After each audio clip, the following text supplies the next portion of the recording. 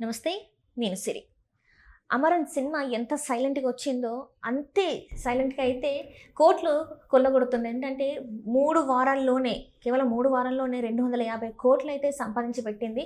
అయితే ఈ సినిమా సక్సెస్‌కి మాత్రం కారణాలైతే ఉన్నాయి. ఒక 5 కారణాలైతే ఉన్నాయని చెప్పేసైతే చెప్తున్నారు. అసలు అవి ఏంటి? మరి ఇంత అంటే ఊహకందని విధంగా ఒక చిన్న సినిమాగా వచ్చి ఇంత పెద్ద సక్సెస్‌ని, ఇంత పెద్ద అంటే ఎవరు అనుకోలేని ఎంత పెద్ద పెద్ద స్టార్స్ ఉన్నా కూడా చాలా వరకు కలెక్షన్స్ పరంగా చూసుకున్నట్టయితే చాలా తక్కువ కలెక్షన్స్ వస్తున్న టైంలో ఈసారి మాత్రం శివకార్తికేయన్ ఇంకా సాయి పల్లవి వాళ్ళు మ్యాజిక్ చేశారని అనిపిస్తుంది. సో దీనికి సంబంధించి మరిన్ని విషయాలు మనం తెలుసుకోవడానికి ఈరోజు మనతో పాటు ఉన్నారు ప్రముఖ సీనియర్ జర్నలిస్ట్, సినీ క్రిటిక్ జగదేవ్ గారు.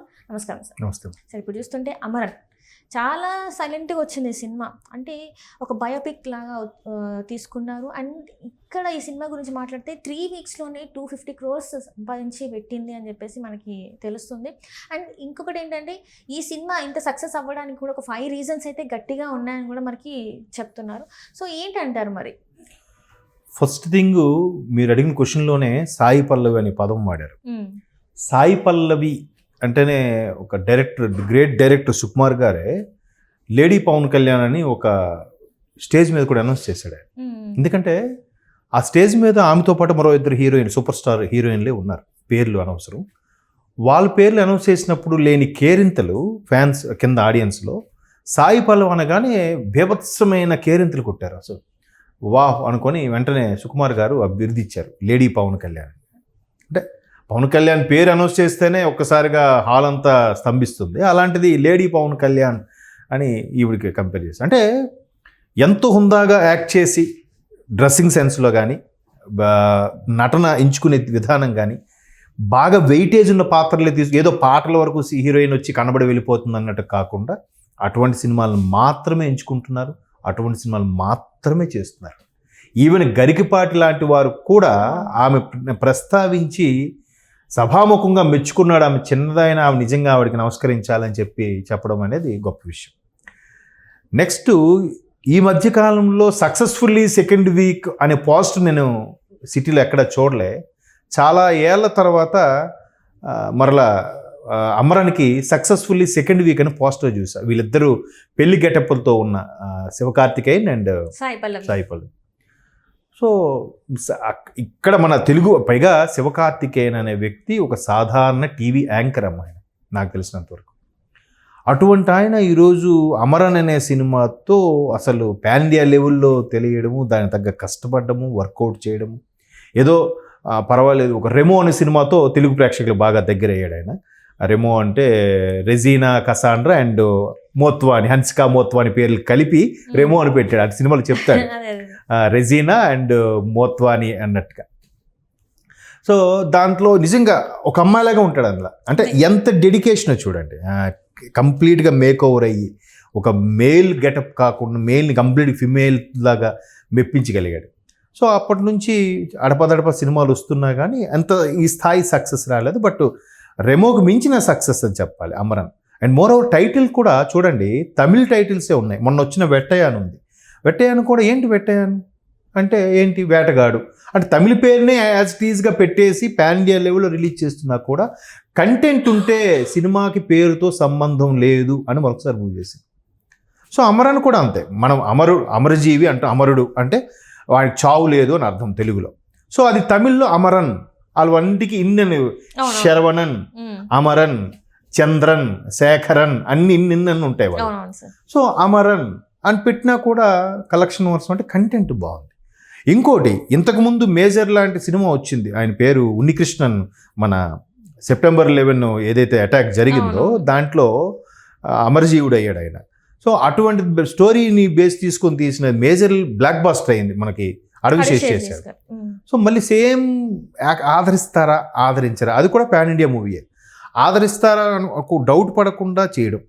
అండ్ మోర్ ఓవర్ సినిమాలో ఎక్కడ కూడా కమర్షియల్ ఎలిమెంట్స్ కానీ కంపల్సరీగా సాంగ్ పెట్టాలి, ఒక ఐటమ్ సాంగ్ పెట్టాలి, ఇక్కడ కామెడీ బిట్ పెట్టాలి, ఇక్కడ వెంటనే కాసేపు ఒక చెలోక్తులు, ఇట్లా ఏం లేదు. స్టోరీ రన్ అయి మూవ్ అయిపోతూ ఉంటుంది. అంటే ఏదో ఒకప్పుడు మణిరత్నం సినిమా గారి లాగా, విశ్వనాథ్ గారి సినిమా లాగా. సో అలాగ వెళ్ళిపోతూ ఉండే దాన్ని అదొకటి ఎలిమెంటు. ఇవన్నీ పక్కన పెడితే ఆయన శివకార్తికేయన్ ఏదైతే ఉన్నారో ఆ శివకార్తికేయన్ దాన్ని ఏమంటారు యాక్ట్ చేసే విధానము ఆయన ట్వీట్ చేసుకున్నాడు కూడా. ఎలా ట్వీట్ చేసుకున్నాడు? సార్, ఒకప్పుడు తుపాకీ అంటే తలపతి సినిమా తుపాకీ టికెట్ల కోసం వెయిట్ చేసిన తను జస్ట్ 5-6 ఇయర్స్ బ్యాక్ వచ్చిన సినిమాకి ఇప్పుడు ఆయన సినిమాకే టికెట్ల కోసం వెయిట్ చేయడం అనేది గొప్ప విషయంగా ఆయన అభివర్ణించాడు. సో ఇవన్నీ చూస్తుంటే అర్థమైంది ఏంటంటే అక్కడ అందరూ సినిమా కోసం కష్టపడ్డారు, మంచి కలెక్షన్స్ వచ్చాయి, సినిమా టైటిల్తో సంబంధం లేకుండా బిహేవ్ చేస్తున్నారు. ఇవి ఇలా రన్ అవుతున్నప్పుడు దానికి ఖచ్చితంగా సినిమాకి కంటెంటే ముఖ్యము, భాష సంబంధం లేదు, నటులతో సంబంధం లేదు, నెక్స్ట్ కమర్షియల్ ఎలిమెంట్స్తో సంబంధం లేదని మరొకసారి ప్రూవ్ చేసింది.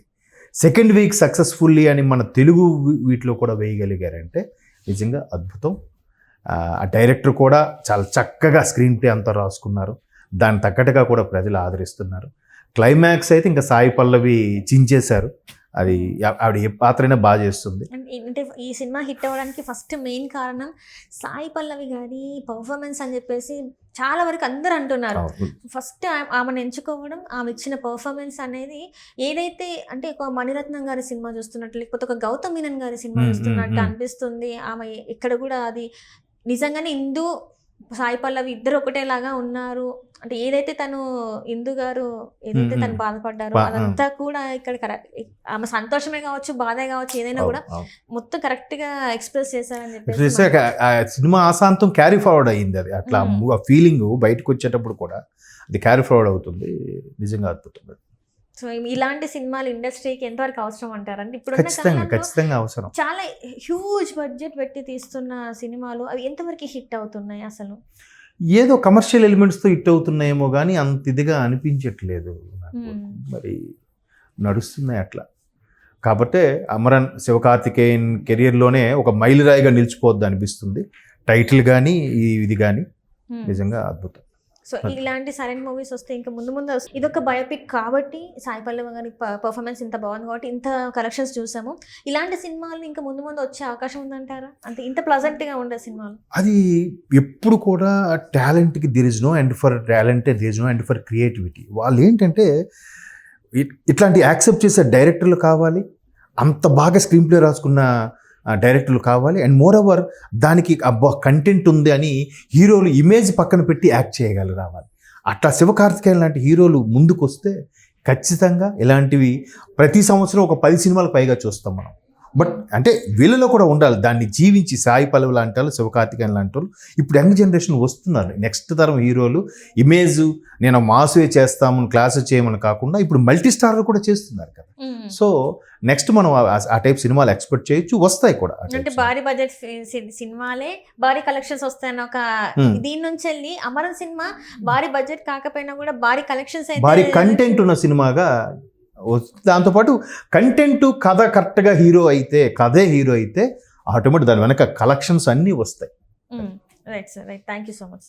థ్యాంక్స్.